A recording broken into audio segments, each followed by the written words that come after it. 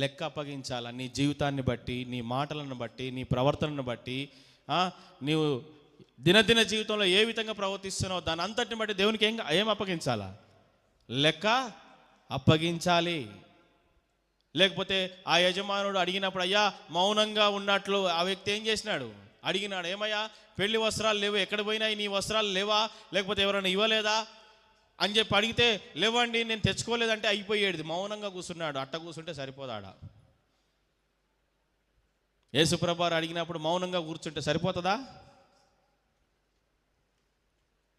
అందుకొరకనే జాగ్రత్త. విశ్వాస జీవితంలో ఉన్నప్పుడు దేవునికి లెక్క అప్పగించాలి అనేటువంటి భయముతో మనము జీవించవలసిన వారమైంటున్నాం.